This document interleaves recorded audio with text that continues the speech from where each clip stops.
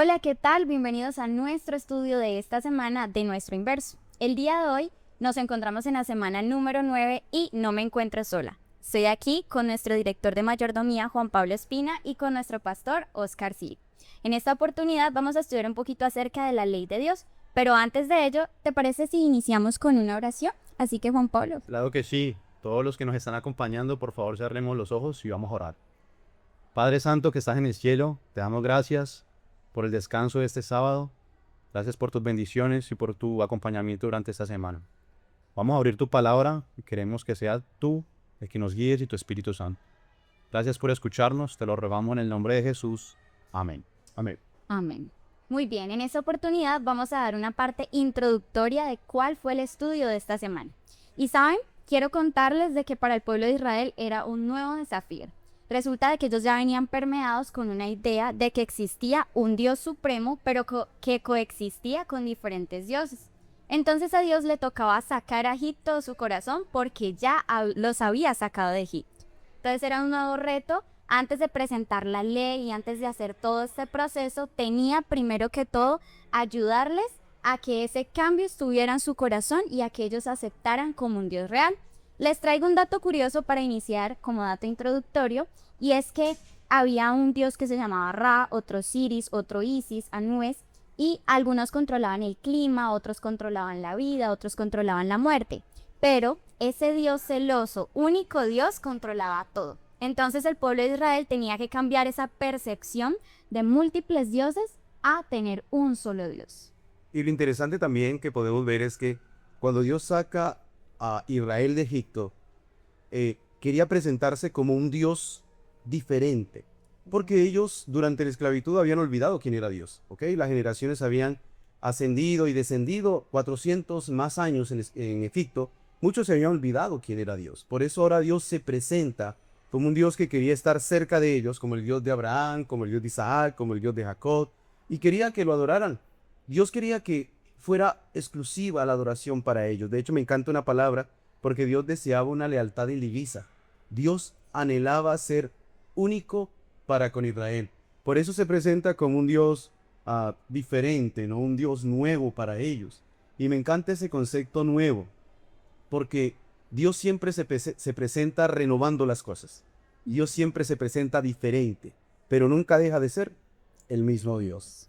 Bueno, recordemos también que el contexto donde nosotros nos encontramos puede permear nuestra actitud, puede permear nuestros hábitos, lo que nosotros hacemos y dejamos de hacer. Y como el pastor bien mencionó, 400 años duraron en Egipto, pero 400 años fueron muchas generaciones que fueron permeadas y abusadas por todos los hábitos y todas las malas prácticas que hacían los egipcios. Por eso Dios decidió primero sacarlos de Egipto y posterior mostrarles su ley, el decálogo de los 10 mandamientos. Así es. Exactamente. Y me gusta mucho porque Dios actúa en favor, a tu favor, a favor del pueblo de Israel antes de trabajar para cambiarlos. Entonces, Él ya les tenía un plan, ya les tenía algo específico, pero antes tenía que realizar un cambio en ellos para que el corazón de ellos estuviera libre de cualquier impureza. Y como le decías, pastor, esas generaciones ya tenían totalmente su corazón dividido referente a las creencias. Por un lado estaban sus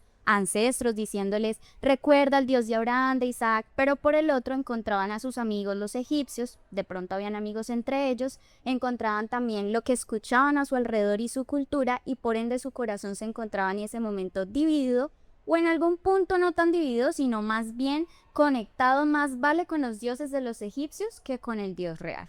Entonces tenía que vivir ese cambio el pueblo de Israel para poder tener una conexión y confianza directa con Dios. Porque el Dios de Abraham y de Isaac y nuestro Dios le estaba pidiendo exclusividad. Y me gusta mucho porque presenta que Dios era un Dios celoso. Pero esa palabra celoso, ¿a qué se refería? ¿Toxicidad? ¿O que de pronto era manipulador? ¿O qué creen ustedes? De hecho, el concepto celoso se ha tergiversado modernamente, ¿no? Tú decías el concepto de como tóxico y demás, ¿no?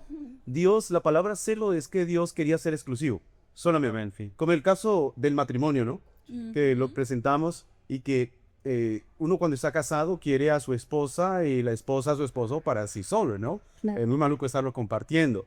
Pero, ¿sabes qué?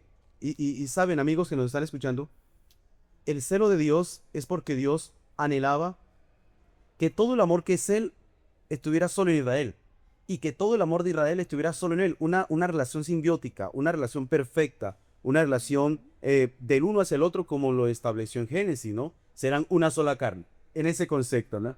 Así que Dios se presenta, incluso les da la ley para revelarse quién es Él.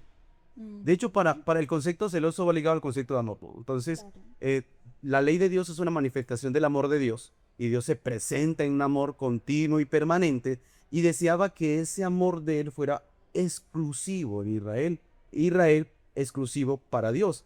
Tú mencionabas algo importante y Juan Pablo también, y era el concepto cultural cambia la cosmovisión de mi adoración. Exactamente. Dios los saca de Egipto porque sabía que en Egipto no podían adorarlo de la mejor manera y lo saca, y ahora lo saca y le dice, mire, yo soy su Dios.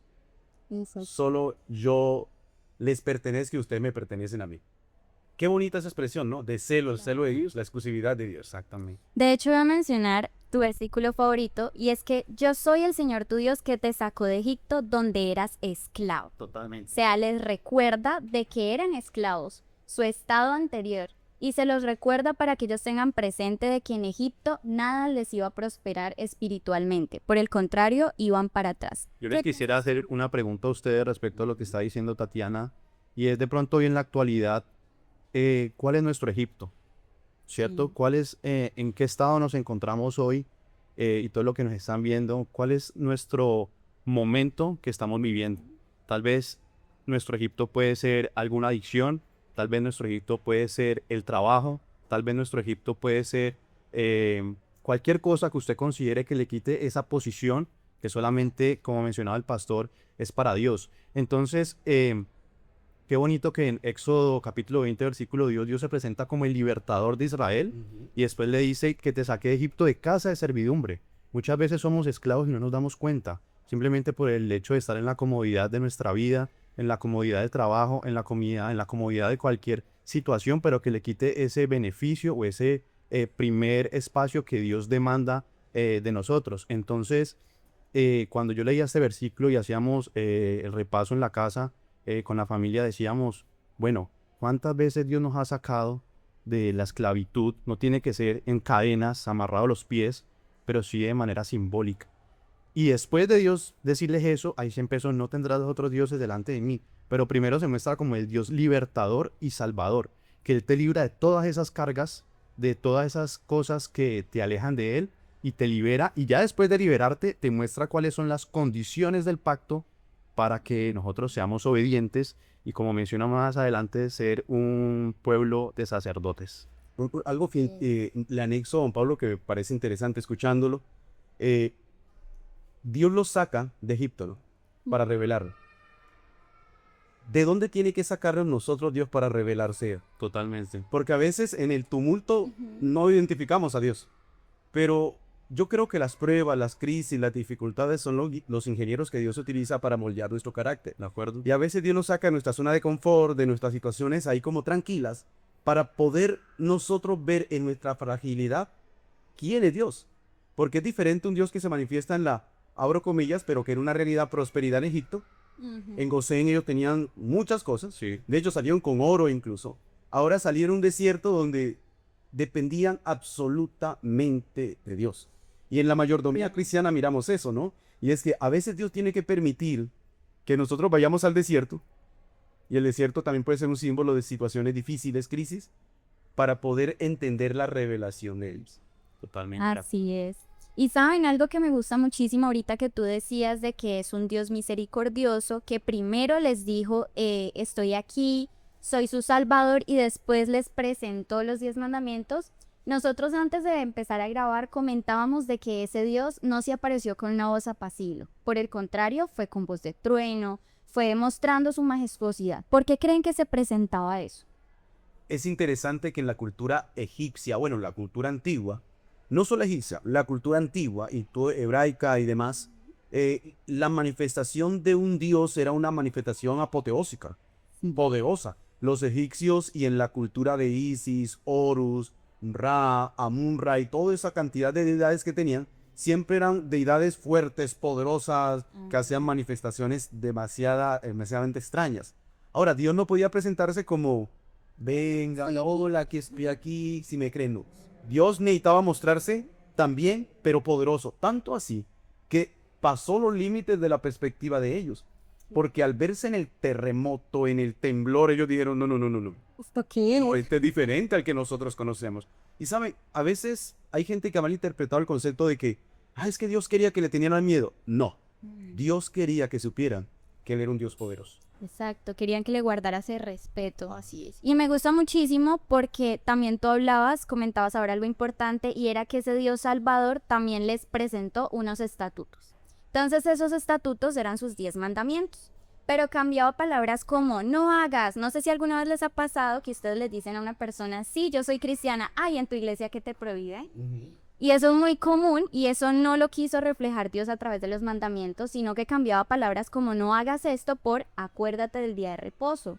Y también palabras como olvídate de que vas a hacer eso por honra a tu padre y a tu madre. Eran como recordatorios especiales, como una señal de amor de parte de nuestro Padre Celestial para ellos y para nosotros, con una promesa, muchos de esos mandamientos, también con otras, nos reflejaba como ese relacionamiento que había que tener interpersonalmente con nuestros amigos, con nuestra familia y sobre todo con Dios. Entonces me gusta porque esos mandamientos reflejaban la moralidad que tendría que haber en el pueblo de Israel y aparte de ello, el relacionamiento que tenía que haber con Dios.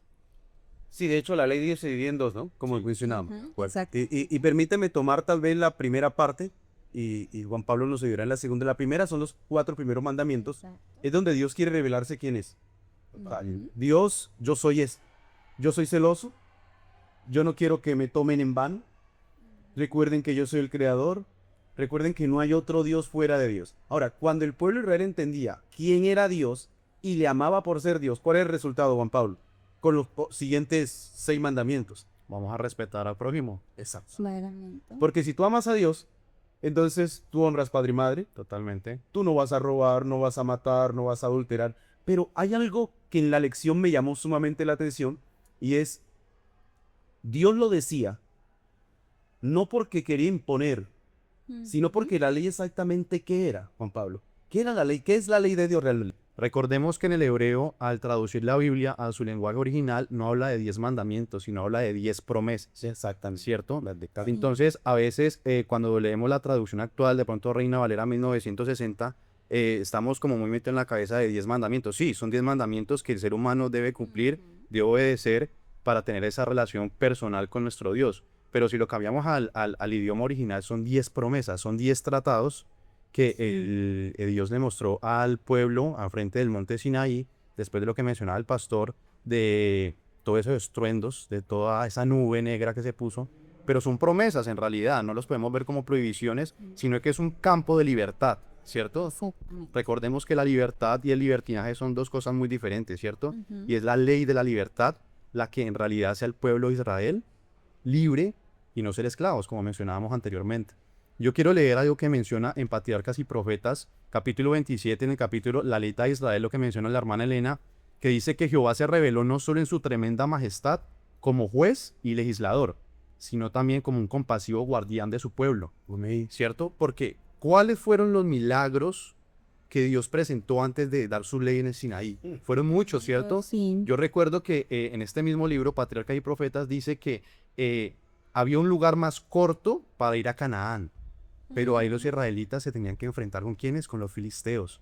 Dios al ver eso, dijo, no, venga, vea, llevémonos por acá, por el Mar Rojo, tal vez más largo, pero sabía también, como Dios sabe el futuro, que atrás el faraón ¿qué iba a hacer el faraón? Iba a ir detrás de ellos nuevamente.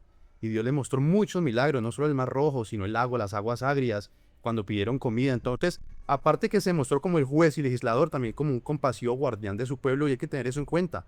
Dios no solamente nos pide y nos dice que cumplamos, sino que Él cada día está con nosotros cuidándonos. Y me encanta mucho la historia del pueblo de Israel cuando sale de Egipto, porque aún con su rebeldía, aún con su dura cerviz, como el mismo Jehová lo menciona, Él estuvo ahí guardándonos y cuidándonos del mal. Digo guardándonos y cuidándonos del mal, ¿por qué? Porque también menciona en la Biblia que los padres posteriores a las generaciones debían hablar como si ellos le hubieran pasado eso, como si ellos hubieran pasado eso. Nosotros hoy somos el Israel del 2025. Entonces, hablemos como si eso nos hubiera pasado a nosotros para traer esa realidad a nosotros y en realidad ser el pueblo que ahorita no va a ir a la Canaán terrenal, sino a la Canaán celestial. Excelente, y de hecho, anexo a eso, los mandamientos siempre van a ser el reflejo de ese carácter de Dios, ¿no? De esa manifestación que mencionabas, del amor, del perdón, de la gracia, de Dios querer cambiar. De hecho, me encanta cuando la Biblia menciona el Éxodo capítulo 20, bueno, y en el transcurso de todas las Sagradas Escrituras, que la ley era esa manifestación del amor de Dios, o sea, no es otra cosa que el amor de Dios. La ley es su carácter, es la forma como se presenta a Él. De hecho, permítame colocarles un ejemplo, es como cuando estábamos más jóvenes, Mucho más. sí, sí, no sé si se acuerdan que queríamos cartas a la novia, Claro. escarapelas y cositas así, y le decíamos ciertas carticas, ¿no? La carta describía nuestro amor hacia la persona, nuestros sentimientos, ¿no? Sí, Eso es. Ahora, el decálogo de la ley de Dios es la forma como Dios estaba describiendo, mira, este soy yo y esa es la forma como yo quiero presentarme. Esa es la forma como yo quiero manifestar mi amor, porque cuando tú no matas, tú estás amando a tu prójimo. Cuando tú estás obedeciendo a tus padres, tu vida se está alargando. Cuando tú no hablas falso testimonio, cuando tú haces esto, estás simplemente reflejando el resultado de haber creído en mí. Qué bonito eso. Siempre, siempre la ley ha sido esa manifestación del amor de Dios. Así es. Y por otro lado está el cómo recibimos nosotros esa manifestación de amor. Yo quiero preguntarles a ustedes qué cosas cambiaron antes de casarse o cuando ya se casaron, que de pronto no les guste a sus esposas y dejaron de hacerlo, o que empezaron a adoptar ustedes y empezaron a hacer esas cosas. Y ahí ya les cogí. Eso no estaba en el libro. Pero no, es interesante porque uno a veces, voy a hacer ese símil, ¿no? Esa comparación. Cuando nosotros estamos conociendo a Jehová, a Dios, Sí. todo es hermoso y estamos enamorados plenamente, pero pareciera, no en todos los casos, que cuando transcurre el tiempo dejamos de hacer cosas por ese amor genuino y comenzamos a acostumbrarnos. Recuerdo que en el noviazgo había muchas cosas que uno hacía, el trasnocharse, el escribir, el juego de llamado, 3 horas. Y ahora hay cosas muy limitadas. Creo que es muy bonito el ejemplo y la pregunta que haces, porque a la luz de la ley, también nosotros a veces damos por sentado ciertas cosas y creemos, y Juan Pablo me entiende más en este concepto, damos el piloto automático, más o menos. Creemos que todo va bien, pero a veces es necesario las tormentas dentro del matrimonio para volver a tomar la rienda. Jesús dice, si me amas, guarda mis mandamientos. Igual, de pronto en mi caso con la esposa, si me amas, lava la loza. No, si me amas, bueno. Pero uno aprende cuando uno está viviendo en sociedad y comparte la cama con otra persona, en este caso mi esposa, es a no a ceder, sino a que somos Ajá. ¿cierto? También Jesús dijo que cuando nos miramos con alguien, seríamos una sola carne. Entonces, lo que yo le hago o le deje hacer a ella, me lo estoy haciendo a mí mismo. Así es. ¿Listo? Porque es que ya no es el pastor con su esposa, o cuando te cases Tatiana con su esposo, o Juan Pablo con Valentina en el caso mío, sino que somos uno, ¿cierto? Ayer precisamente, lavando la loza, Valen me dijo algo, y yo le dije, y yo pensé, si respondo tal, me lo estoy diciendo a mí. O sea, ¿cierto? Entonces, somos uno. Qué bueno que iba el pastor iniciando este podcast, es que Dios lo que quiere es una relación como de matrimonio con su pueblo, ¿cierto? Y en el matrimonio debe haber amor, pero ese amor basado no en el amor de sentimiento, sino que el amor es un principio, ¿cierto? Y ahí es donde sale la ley. ¿Cuál es el verdadero principio? Amar a Dios sobre todas las cosas y a nuestro prójimo como a nosotros mismos. Es una relación vertical y posterior horizontal con nuestro prójimo. Entonces, veamos el amor como un principio y vamos a actuar en razón a él, guiados por nuestro Padre Celestial. Qué bonito que en sus hogares vivan esa parte tan esencial. Y bueno, ya llegando un poco al final de nuestro podcast, llegan las preguntas. Y una de ellas que me gusta mucho traer a colación es que nos preguntamos, bueno, los 10 mandamientos fue hace mucho tiempo, pero ¿esto qué tiene que ver con nuestra cultura actual? ¿O qué importancia tiene en nuestra sociedad como la conocemos en nuestra actualidad? Bueno, la Biblia dice que el pecado es la transgresión de la ley. ¿Listo? Pecado se define como transgresión de la ley. Sí. ¿Están bien? El 1 Juan 3:4. Esa es pecado, transgresión de la ley. 1 Juan capítulo 2, versículo 3 al 4 dice que la forma en que yo conozco a Dios es guardando sus mandamientos. Ok, el mundo dice que la ley fue abolida, que ya no hay que guardar los mandamientos de Dios. Pero a ver, si ya no existe la ley de Dios, entonces no existiría pecado. Porque el pecado es la transgresión de la ley. Entonces, si ya no existe ley, no existe pecado. Ahora, 1 Juan capítulo 1, versículo 9 dice que nosotros, si confesamos nuestros pecados, Él es fiel y justo para perdonar nuestros pecados y limpiarnos de toda maldad. Y el versículo 1 del capítulo 2 de 1 de Juan dicen que si alguno ha pecado, abogado teníamos para con el Padre, a Jesucristo el justo. Entonces, si la ley no existe pecado. Si no existe pecado, no existe mediador. ¿Por qué necesito un mediador? Estaríamos negando a Jesús. Exactamente. Ahora, Claro. la Biblia dice que Jesús está en el santuario mediando por nuestras transgresiones. Pero si no existe transgresiones, ¿qué está haciendo Jesús? Así que el objeto supremo de Satanás, si saca la ley de Dios del contexto de la historia humana, de la realidad que vivimos hoy, entonces está sacando directamente a Cristo. Porque Cristo es obviamente el corazón de la ley. Y nos recuerda que es nuestro creador. Es importante porque la ley de Dios sigue siendo la revelación de su carácter, de su amor y de su gracia, y más en un mundo convulsionado por el pecado. Así es. Bueno, también tengo otra preguntita y es, ¿cómo reveló Dios su amor y cuidado a su pueblo antes de dar la ley? Aunque este punto ya lo habíamos tocado durante la lección, me gustaría que le recordáramos a nuestros oyentes cómo Dios reveló su amor previo a darles esos mandamientos. A mí me gustaría, si me dan la oportunidad, Jesús, cuando murió en la cruz, nos reveló ese amor. Pero nosotros que éramos, antes de que Jesús muriera en la cruz, éramos enemigos de Él. Nosotros lo amamos a Él porque Él nos amó primero, ¿cierto? Entonces, Dios reveló ese amor y ese cuidado primero al sacar a Israel de Egipto, ¿cierto? Sí. Ellos esperan un pueblo que, aunque era de Dios, estaba, lo que decíamos, permeado y muy afectado por los hábitos egipcios. Pero Dios no nos muestra su ley primero y después nos muestra su amor. Él primero nos saca de la situación en la que estamos y después nos revela su amor. Fue lo mismo que hizo Jesús en la cruz. Él vino acá, murió por nosotros, nos reconcilió con Él mismo, y así como Él nos amó, hoy podemos amarle a Él. Así es, y ahorita que tocabas el tema de Jesús, me gusta mucho recordar de que ese es un Dios de segundas oportunidades. Yo le decía al pastor, porque en el tiempo de los egipcios, ellos, acordémonos del corazón, la balanza con la pluma, después de que ellos morían, y si el corazón pesaba más que la pluma, pues obviamente no tenían derecho a lo que era la inmortalidad. Mientras que presentan a un Jesús compasivo, que por el contrario, Él quería ayudarnos, guiarnos, no juzgarnos a través de esos 10 mandamientos ni al pueblo de Israel, sino por el contrario, guiarnos y dirigirnos hacia Él. Porque usted lo mencionó ahorita, pastor, y era que tenemos un abogado en el cielo que está allí defendiéndonos, intercediendo por nosotros. Y entonces eso me parece muy especial porque nos requiere de nosotros exclusividad, nos requiere de que no fracasemos cuando a la hora de cumplir sus 10 mandamientos, pero sí que recordemos de que cuando nos sintamos mal y sintamos de que no estamos haciendo las cosas adecuadamente, recurramos a Él.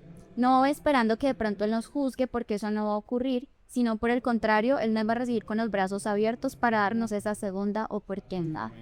Entiende que es bonito, y yo creo que ya manera de conclusión, poder decir, la ley de Jehová, la ley de Dios, la manifestación de su amor, antes de la ley, después de la ley y aún en la eternidad, seguirá siendo ese objeto supremo de cómo Dios se revela.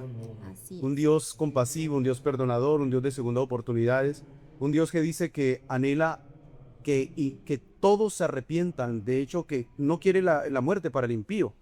Entonces la ley en la actualidad sigue siendo vigente y seguirá siendo vigente porque el amor de Dios nunca deja de ser. Así es. Dios es amor, su ley es amor, y Juan Pablo decía ahorita que Dios no primero muestra su ley y después el amor. De hecho, Juan 14:15 que lo decimos ahora es, si me amáis, guarda. Entonces el principio de la ley de Dios es el amor, y cuando yo me enamoro de Dios como debo hacerlo, entonces en respuesta de ese amor hago con gozo lo que Él me pide. Claro. Por eso a algunas personas les es difícil guardar la ley hoy, porque van solo a la ley y olvidan el concepto del amor. el amor cambia, transforma. Creo que cuando nosotros los casados entendemos mucho eso. Y también los solteros que se enamoran, los novios. Sí, los novios. Cambian muchas cosas. Si uno antes utilizaba un tipo de ropa y se enamora y ahora como quiere verse mejor. Todo eso, cuando tú te encuentras con Dios, entonces el resultado de ese amor a Dios hace que todo en tu entorno cambie. Y puedo anexar, cuando Dios está en el corazón del ser humano, no importa el sitio donde estemos, porque la cultura no modifica nuestra fe, sino que nuestra fe modifica la cultura. Con el bien vencemos el mal. Amén. Así es, exactamente. Y así en una breve palabrita, díganme, ¿cómo les ha ayudado personalmente esa ley de Dios en su vida? Sí, algo que se les ocurra. Me hizo ver mi pecado, pero al mismo tiempo mi salvador. ¿Sí es? ¿Y a ti? Me hizo amar más a Dios. Amar más a Dios. A mí me hizo conocerlo de una forma diferente, no como un Dios recio y lejos de mí, sino como un Dios cercano y que me ama y me da segundas oportunidades.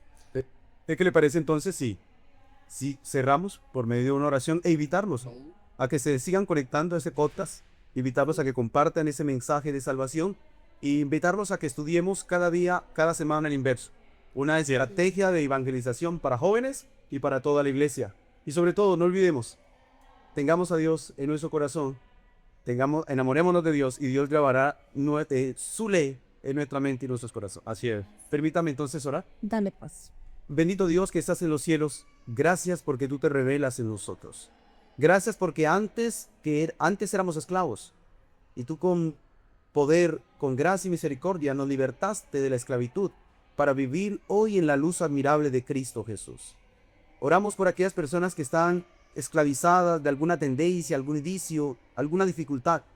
Permite que sean libres y que puedan alzar sus ojos hacia los cielos y puedan reconocer que Jehová está en ellos, que camina a su lado, que es fuerte y celoso y que abraza y nos enseña a vivir al abrigo del Altísimo. Gracias Dios porque tu misericordia se ha extendido una vez más sobre nosotros y enséñanos a adorarte en espíritu y en verdad. En el nombre de Jesús. Amén. Amén.